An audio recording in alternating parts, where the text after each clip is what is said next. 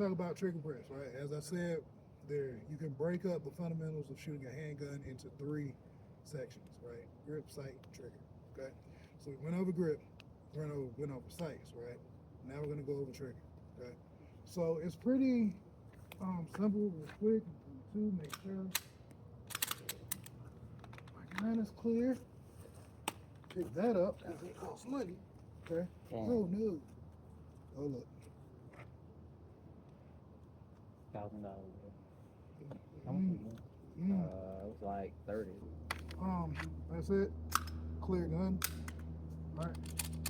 Um, so when it comes to manipulating the trigger, it's different per gun. Okay.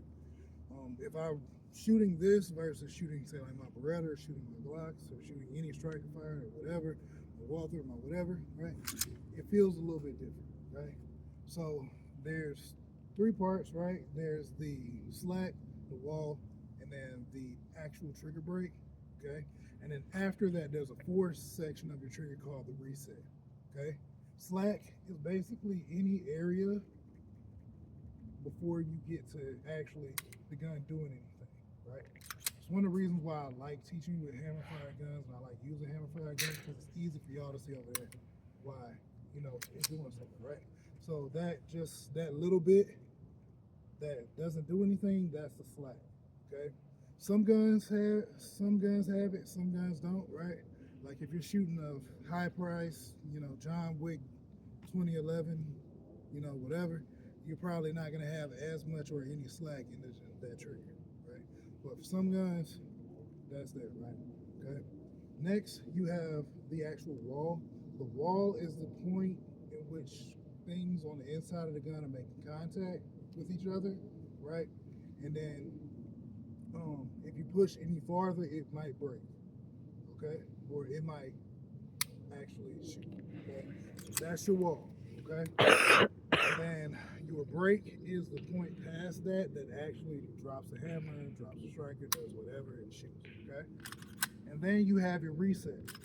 Reset is basically how far you have to come off on semi-automatic firearms before the system resets itself and then you're ready to shoot again, okay? So our goal as competent shooters is to live in both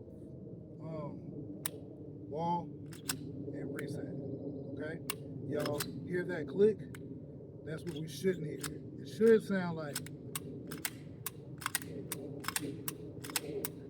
notice how there's not like that third click there? That's because I know where my wall is, or I'm jumping off far enough that I know that I'm on that wall breaking in, right? Because every time when I say, for example, make ready, get ready to fire, whatever, if you're not at that wall, you're not ready to fire. So you're eating up time. If we're talking on the sports side, it's a game of like millimeters and milliseconds. If we're talking like real life stuff, if there's a, evil clown over there running at me to murder rape me, I want to be sure that I'm able to, I want to put as many bullets in him as possible. Okay? Did you say murder rate? Murder rate, yes. That's In that order, yes, sir. Yes, sir. Okay. So, real quickly, I'm going to demonstrate. Okay. Everybody got ears? Eyes? Hang on. Yep. Hold on. Okay. So, this is what I don't want to hear or see. Okay. I'm going to go ahead and load. Make ready. I am good. This is what I don't want to see in here. Okay.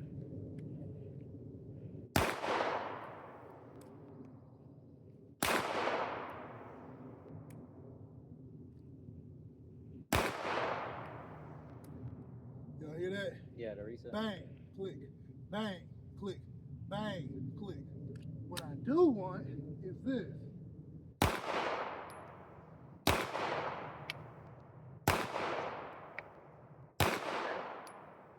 Get the difference? I don't want any time to be taken up. Like, I don't want you to be shooting faster, but I want you to be ready to shoot as quickly as possible. So if it takes 3 seconds for you to do 3 shots, I want you to spend those 3 seconds, more of that 3 seconds ready to shoot than you are just sitting there dicking with your trigger. Does that make sense? Mm-hmm. Okay. And that also builds you up. For example, y'all still got your rounds on. So let's say if I wanted to do a 3-round stream really fast, right? If I'm on that wall, I can do it faster because I can do, right? Because I'm finding that I'm taking that time to learn my trigger, okay? So what we're gonna do is y'all are going to bring your guns out dry, okay? And y'all are going to